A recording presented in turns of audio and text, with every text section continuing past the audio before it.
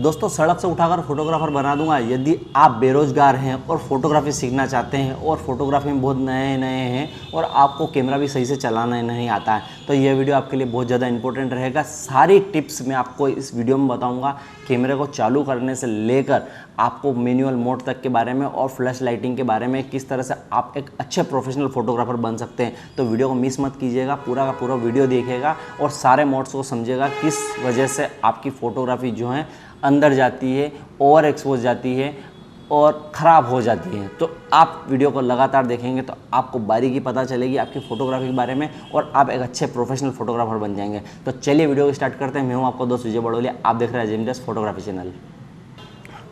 दोस्तों सबसे पहले आपको कोई सा भी एक DSLR कैमरा लेना है, उसको आपको फ़ोटो शूट करने के लिए सबसे पहले आपको ऑटो मोड पर क्लिक करना है। ऑटो मोड किस लिए क्लिक करना है भैया? क्योंकि ऑटो मोड पर कोई भी फोटोग्राफर जो है क्लिक नहीं करता है। एक प्रोफेशनल फोटोग्राफर भी ऑटो मोड पर कैमरा नहीं चलाता है। लेकिन जब तक आप ऑटो पर फोटोग्राफी नहीं करेंगे तब आप ऑटो का मतलब कैसे समझेंगे कि ऑटो पर क्या फोटोग्राफी आती है, तभी तो आप मैनुअल फ़ोटो शूट करना सीखेंगे। तो सबसे पहले एक दिन आप किसी भी सब्जेक्ट को बाहर आउटडोर ले जाइए और ऑटो मोड पर फोटो क्लिक कीजिए।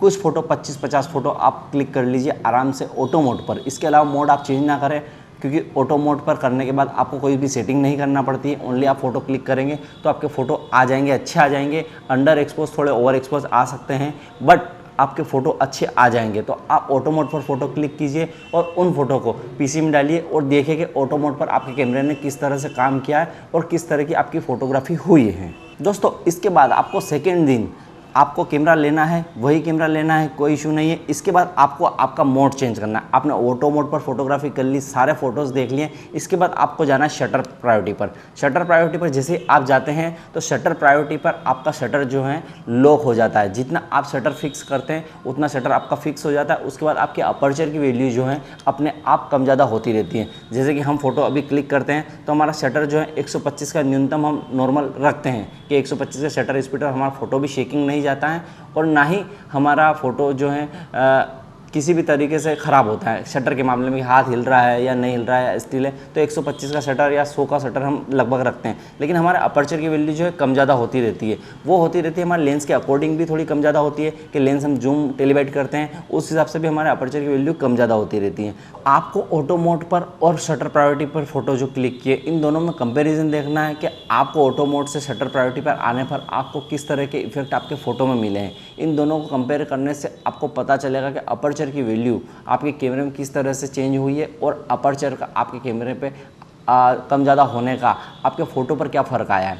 इसके बाद तीसरे दिन आपको जाना है शूट पर और आपको जाना है अपर्चर प्रायोरिटी पर। अपर्चर प्रायोरिटी पर जब आप जाते हैं तो आपका अपर्चर जो है वो हो जाता है लॉक। अपर्चर आप कम ज़्यादा नहीं कर सकते। अपर्चर आपको फिक्स कर लेना है कि हमारा अपर्चर इतना रखना है हमें। अपर्चर एक बार आप कम से कम अपर्चर रख के देखिए, जो भी आपका किट लेंस लगा रहेगा उसमें आप 4.0 का अपर्चर आप रखिए। उसके बाद आप मैक्सिमम 11 के अपर्चर तक भी जा सकते हैं। आपके शटर की आप स्पीड देखिएगा किस तरह से चेंज हो रही है, तो वो आपको बताएगी कि शटर की आपकी वैल्यू किस तरह से अपर्चर का फिक्स होने पर आपके फ़ोटो पर फ़र्क पड़ता है। तो तीसरे दिन आप ये फ़ोटो अपर्चर के क्लिक करके देखिए। उसके बाद आप कंपैरिजन कीजिएगा शटर प्रायोरिटी के फ़ोटो और अपर्चर प्रायोरिटी के फ़ोटो। सभी एंगल से फ़ोटो आपको लेना है। टेलीवाइट फ़ोटो लेना है, जूम फ़ोटो लेना है, फुल फ़ोटो लेना है, क्लोजअप फ़ोटो लेना है, हेडशॉट लेना है, सभी तरह के आपको फ़ोटो लेना है और आपको कंपैरिजन करना है कि इन दोनों मोड पर आपको किस तरह की क्वालिटी और किस तरह का फ़र्क मिला है। अपर्चर का मतलब होता है कि अपर्चर कम ज़्यादा करने से एक सीधा सा गणित है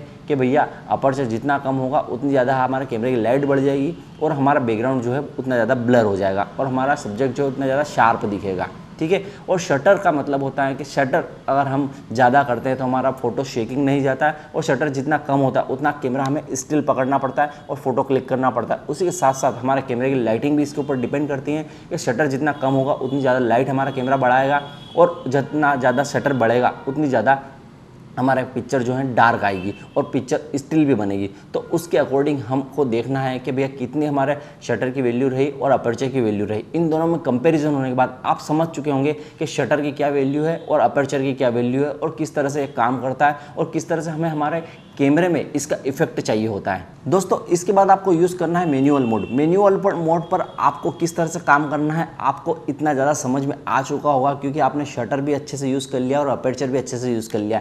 तो आप मैनुअल मोड पे आते हैं तो आपने शटर को कर लिया फिक्स 100 का या 125 का, जो आपको उचित लगता है, जिस तरह से आपका हाथ काम करता है, जिस तरह से आप स्टिल फोटो क्लिक कर सकते हैं, ये कर लिया। इसके बाद आपको अपर्चर की वैल्यू समझ लेना है कि अपर्चर आपको इसमें मैक्सिमम ज़्यादा चाहिए या मिनिमम कम से कम चाहिए। आपको फोटो क्लिक करने से पहले सोचना होगा कि आपको बैकग्राउंड ब्लर चाहिए तो आपको अपर्चर कम से कम करना है, और आपका जो है शटर आपको 125 रख लेना है, उसके अकॉर्डिंग आप फोटो क्लिक कर रहे हैं। उसके बाद भी आपको यदि कम ज़्यादा कुछ लाइटिंग लगती है तो आप जाते हैं आईएसओ पर। तो आईएसओ को आपको डे लाइट में कम से कम रखना है आईएसओ। उसके बाद आपको आपके कैमरे की सेटिंग करना है, उसके बाद ही आपको पता चलेगा कि आपकी परफेक्ट पिक्चर कब आ रही है। और यह फोटो आपको डे में भी क्लिक करना और नाइट में भी क्लिक करना, तभी आप आईएसओ का मतलब समझ पाएंगे। क्योंकि एक बार आपने शटर फिक्स कर लिया है कि हाँ हमने शटर 100 का कर लिया है, इसके बाद हमारी अपर्चर की वैल्यू हमने तय कर ली है कि हमको ब्लर इफेक्ट चाहिए या हमें ब्लर इफेक्ट बिल्कुल भी नहीं चाहिए, पूरी शार्प पिक्चर चाहिए। उसके बाद ही आप आईएसओ को इंक्रीज या डिक्रीज करेंगे, तभी आपको आपकी पिक्चर जो है परफेक्ट एक्सपोजर के साथ में मिलेगी। तो आप मैनुअल पर फोटो क्लिक करके देखिए। उसके बाद आपको जो समस्या आती है उसकी समस्या का सोल्यूशन हम अगली टिप्स में करने वाले हैं। ये फोटो क्लिक करने के बाद आप कंपैरिजन जरूर कीजिएगा शटर प्रायोरिटी पर, अपर्चर प्रायोरिटी पर और मैनुअल मोड पर, कि आपने क्या सीखा और किस तरीके से आपने काम किया। दोस्तों मैनुअल मोड पे काम करने के बाद आपको आईएसओ का मतलब तो समझ में आ चुका होगा कि आईएसओ ज़्यादा इंक्रीज करने पर आपके पिक्सल्स कैमरे के कुछ आ सकते हैं और कुछ पिक्चर जो है थोड़ी सी शेक जैसी लगती है हमें आईएसओ अगर हम इंक्रीज करते हैं। और आईएसओ कम से कम रखते हैं तो हमारी पिक्चर बहुत ज़्यादा शार्प आती है और बहुत ज़्यादा अच्छी आती है। इसके बाद भी हमारा कैमरा जो है प्रॉपर काम नहीं कर पाता, क्योंकि कई बार ऐसा होता है कि भैया हमने तो आईएसओ भी 100 रखा था, हमारा अपर्चर भी हमने ब्लर के इफेक्ट के लिए हमने कम से कम रखा था और शटर स्पीड भी हमारा जो है 125 का था, फिर भी हमारी फोटो अच्छा ही एक्सपोजर में नहीं आई। तो उसका एक कारण बहुत बड़ा होता है कि आप शटर इंक्रीज कर सकते हैं, 200-250 तक की शटर स्पीड पर जा सकते हैं, तो आपका कैमरा थोड़ा डार्क हो जाएगा और पिक्चर भी अच्छी आ जाएगी।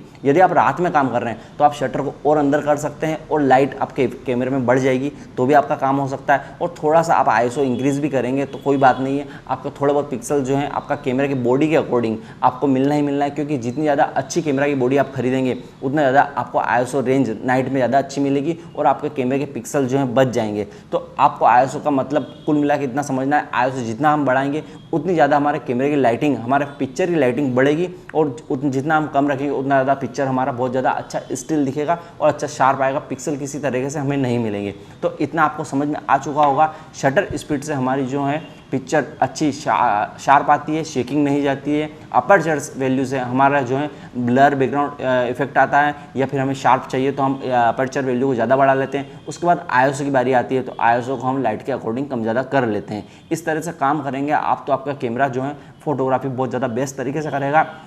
और भी इसके बाद अगर यदि आपको कमी लगती है तो आपको इसमें कुछ इंक्रीज़ करना है, इसमें प्लस करना है, जिसके बारे में मैं आपको बात करता हूँ फ्लैश लाइट। फ्लैश लाइट यदि आप कैमरे पे लगाते हैं एक्स्ट्रा, जैसे कि हम नाइट में अगर शूट कर रहे हैं और हमें लगता है कि भैया हमारा पिक्चर जो है बहुत ज़्यादा पिक्सल के साथ में आ रहा है, तो हमें आईएसओ इंक्रीज़ करना पड़ रहा है, तो आपके आईएसओ को जो है वो फ्लैश लाइट जो है बहुत अच्छे तरीके से बचा लेगा। फ्लैश को आपको कैमरे के साथ में अटैच करना है और आईएसओ को कम करना है। फ्लैश लाइट आपके फ़ोटो की जो है लाइटिंग बढ़ा देगा और अच्छे से फ़ोटो क्लिक कर लेगा।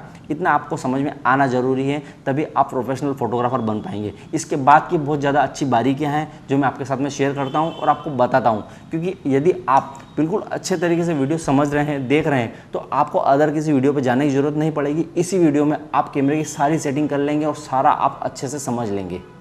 दोस्तों इतना काम करने के बाद आपको शटर, अपर्चर, आईएसओ का मतलब समझ में आ चुका होगा, लेकिन फिर भी आप फ्लैश लाइट के साथ में काम कर रहे हैं तो आपको एक दिक्कत 100% आती होगी।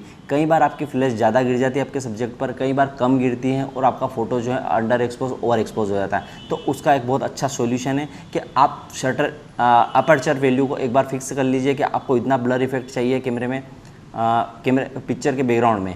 उतना ब्लर इफेक्ट के हिसाब से आप अपर्चर की वैल्यू तय कर लीजिए, या फिर आपको ब्लर इफेक्ट नहीं चाहिए तो अपर्चर को आप 8 के ऊपर रखेंगे तो ज़्यादा अच्छी शार्प पिक्चर आएगी। आईएसओ आपने फिक्स कर लिया कि हाँ मेरा कैमरा जो है 400 800 के आईएसओ से ऊपर अगर जाता है तो पिक्सल आ जाते हैं, तो आप उतना आईएसओ फिक्स कर लीजिए। इसके बाद आपकी शटर की वैल्यू आती है, तो शटर को आप 125 पर रखकर आपके फ्लैश पावर को कम ज़्यादा कर लीजिए, और फ्लैश पावर को कम ज़्यादा करने के साथ साथ आप फोटोग्राफी कीजिए, आपकी फोटोग्राफी बेस्ट हो जाएगी। और इसके बाद यदि आपको फ्लैश यूज़ करना नहीं आ रहा है, जैसे कि आप चाहते हैं कि हम डे लाइट में भी फ्लैश यूज़ करें और फोटोग्राफी को बहुत ज़्यादा अच्छा बनाएं, क्योंकि डे लाइट में भी कई बार ऐसा होता है कि थोड़ा सा शेडेड एरिया होता है, पीछे लाइटिंग होता है, हमारा सब्जेक्ट डार्क आता है, तो आप फ्लैश लाइट को यूज़ करते हैं डे लाइट में। तो डे में आप जो है नॉर्मल फ्लैश यूज़ करते हैं ना, तो उससे क्या है कि आप 250 की स्पीड के ऊपर नहीं जा पाते। आपको डार्क भी करना है और आपको फ्लैश का इफेक्ट भी चाहिए होता है, तो वो क्या है कि आपको 250 की स्पीड के ऊपर नहीं जाने देता है। तो आप एक स्पीड लाइट यूज़ कीजिए। स्पीड लाइट यूज़ करने से क्या होगा, आपकी शटर आप 250 के ऊपर भी ले जाएंगे आपके कैमरे की 500, 1000, 4000, 8000 तक, तो भी वो फ्लैश उसके साथ में अटैच होगी और शटर के साथ में काम करेगी, तो आपकी फ़ोटोग्राफी और ज़्यादा बेहतर हो जाएगी। आप आपके सब्जेक्ट के ऊपर फ्लैश लाइट का इफेक्ट दीजिए, उतने पावर के साथ में इफेक्ट दीजिए ताकि आपका बैकग्राउंड और आपका सब्जेक्ट दोनों मैच हो जाए और परफेक्ट एक्सपोजर में आ जाए। इस तरीके से आप काम करेंगे तो फ्लैश लाइट भी बहुत ज़्यादा अच्छे से इफेक्ट दे पाएगी आपके कैमरे में, और आपकी पिक्चर जो है बहुत ज़्यादा अच्छी आ पाएगी। दोस्तों, इतनी फ़ोटोग्राफी करने के बाद आप आराम से समझ चुके होंगे कि आपकी फ़ोटोग्राफी में फ्लैश लाइट का कितना ज़्यादा महत्व है। तो आपको फ्लैश लाइट को अलग अलग तरीके से यूज़ करना सीखना होगा, जैसे कि हम सॉफ्ट बॉक्स के साथ में भी लाइटिंग को यूज़ कर सकते हैं, क्योंकि यदि हम डायरेक्ट फ्लैश मारते हैं हमारे सब्जेक्ट के ऊपर तो उसमें क्या है कि कई बार हमें थोड़ी सी हार्श लाइट आ जाती है, यह यहाँ पिंपल्स वगैरह जो होते हैं वो एकदम से नज़र आ जाते हैं, डार्क सर्कल जो होते हैं ज़्यादा डार्क दिखने लग जाते हैं, और थोड़ा सा जो है कंट्रास्टेड हमारा सब्जेक्ट आ जाता है। तो उस तरीके से यदि आप फ्लैश को यूज़ करते हैं तो उसको बंद कर आप सॉफ्ट बॉक्स के साथ में लाइटिंग को यूज़ कीजिए। उस सॉफ्ट बॉक्स को आपको सब्जेक्ट के पास में ले जाइए तो बिल्कुल फेल के लाइट जाएगी और सॉफ्ट हो जाएगी, तो आपका सब्जेक्ट जो है बिल्कुल क्लियर आएगा और पता नहीं चलेगा कि आपने किस तरीके से लाइटिंग उसमें यूज़ करी है, और लाइट नज़र नहीं आएगी लेकिन वो फोटो के ऊपर बहुत ज़्यादा अच्छा इफेक्ट करेगी। तो आप फ्लैश लाइट को सॉफ्ट बॉक्स के साथ में यूज़ कीजिएगा, और ट्रिगर लगाकर आप कैमरे पे ट्रिगर लगाकर उस लाइट को कंट्रोल कीजिएगा, तो आपकी फ़ोटोग्राफी में थोड़े से बदलाव 100% आएंगे। तो इस तरीके से आप फोटोग्राफी में थोड़ा और इंक्रीज़ कर सकते हैं और आपकी फ़ोटोग्राफी को और ज़्यादा बेहतर बना सकते हैं। दोस्तों, इतनी फ़ोटोग्राफी करने के बाद आपको 100% समझ में आ चुका होगा कि किस तरह से हमें फ़ोटोग्राफी करना होती है। हमारे सब्जेक्ट को हम फ्लैश लाइट से कवर कर लेते हैं, और हमारे बैकग्राउंड को हम आईएसओ को कम कर या शटर स्पीड को बढ़ाकर हमारे जो है बैकग्राउंड को हम कंट्रोल कर लेते हैं एक्सपोजर के मामले में, और फोटो अच्छी परफेक्ट निकाल लेते हैं। फिर भी हमें कमियां लगती है कि हमारी फ़ोटोग्राफी में वो बात नहीं है जो हम सोशल मीडिया पर देखते हैं अदर फोटोग्राफर की। तो उस कमियों को पूरी करने के लिए दोस्तों आप यकीन मानिए आपको लाइटिंग पर ही जाना पड़ेगा, क्योंकि जो कुछ भी है फोटोग्राफी में सब कुछ लाइटिंग है। एक बार नज़ारा जो दिखता है हमें सामने से वैसा के वैसा फ़ोटो यदि हमारा कैमरा क्लिक कर लेगा तो उसमें कोई भी अच्छी नई बात नहीं है। आपको फ़ोटो क्लिक इस तरीके से करना है कि जो हमें नहीं नज़र आ रहा उस सिचुएशन में भी हमने बहुत ज़्यादा अच्छी परफेक्ट फ़ोटोग्राफी निकाल के दी है। बैक लाइट में फ़ोटोग्राफी करके दी है, सन लाइट में फ़ोटोग्राफी करके दी है, सनसेट में फ़ोटोग्राफी करके दी है हमारे क्लाइंट को। तो आपको लाइटिंग इंक्रीज़ करना पड़ेगी। 1 फ्लैश, 2 फ्लैश, 3 फ्लैश आपको लगाना होंगे, तभी आपकी फ़ोटोग्राफी ज़्यादा बेहतर हो पाएगी। इन फोटोग्राफी के ऊपर मैं काफ़ी वीडियो बना चुका हूँ, जिसका लिंक मैं आपको डिस्क्रिप्शन में डाल दूंगा। वहाँ जाकर भी आप प्रैक्टिकली लाइव डेमो के साथ में, बिहाइंड द सीन के साथ में आप देख सकते हैं किस तरह से हमने इन फोटोग्राफी को यूज़ किया है। नॉर्मल फ्लैश के साथ में भी, हाई सिंक सपोर्ट की फ्लैश के साथ में भी हमने फोटोग्राफी की है, और फोटो को जो है बेहतर बनाया, जिस तरह का हमें चाहिए उस तरह का बनाया। क्योंकि फोटोग्राफी जो होती है वो लाइटिंग के ऊपर बहुत ज़्यादा डिपेंड होती है। फिर भी आपको फोटोग्राफी में कमी लगती है तो आप एक से ज़्यादा 2 लाइट, 3 लाइट यूज़ कर सकते हैं, और उसके साथ साथ आपको कलर इफेक्ट के साथ वाली फोटोग्राफी भी करना होगी, तभी आपके क्लाइंट को आप खुश कर सकेंगे और आप एक अच्छे प्रोफेशनल फोटोग्राफर बन पाएंगे। तो इस तरीके से आप फोटोग्राफी करेंगे तो आपको 100% फ़ायदे मिलना है, आपको 100% रिजल्ट मिलना है। दोस्तों, इन चीज़ों को प्रैक्टिकल आप यूज़ करेंगे तभी आप समझ पाएंगे कि आपका कैमरा किस तरीके से काम करता है शटर, अपर्चर और आईएसओ के मामले में, तभी आप आपकी फ़ोटोग्राफी अच्छी कर पाएंगे। इसके अलावा जो भी बारीकियाँ होती है सेटिंग, उनके ऊपर हमने पिक्चर प्रोफाइल के ऊपर में बहुत सारे वीडियो बना रखे हैं, उसका लिंक भी मैं आपको डिस्क्रिप्शन में दूंगा। वहाँ से भी आपके कैमरे की आप पिक्चर प्रोफाइल को चेंज कर सकते हैं, कलर को चेंज कर सकते हैं और मनचाहा फ़ोटो बना सकते हैं। दोस्तों इसके अलावा भी यदि आपके मन में कोई क्वेश्चन है फोटोग्राफी को लेकर के, हमें इस तरह की समस्या आती है, तो आप मुझे इंस्टाग्राम पर फॉलो कर सकते हैं। वहाँ आपके क्वेश्चन का जवाब 100% मैं दूंगा। आप मुझे मैसेज करके बताइए कि आपकी क्या समस्या है, उसको मैं सॉल्यूशन करने की 100% कोशिश करूँगा। यदि इस वीडियो में बताई गई कोई भी जानकारी आपको अच्छी लगती है तो प्लीज़ हमारे इस वीडियो को लाइक कीजिएगा, शेयर कीजिएगा, चैनल को सब्सक्राइब कीजिएगा और साथ साथ ही बेल आइकन को प्रेस कीजिएगा। फिर मैं आपको मिलता रहूँगा नए नए वीडियो के साथ में। तब तक के लिए गुड डे।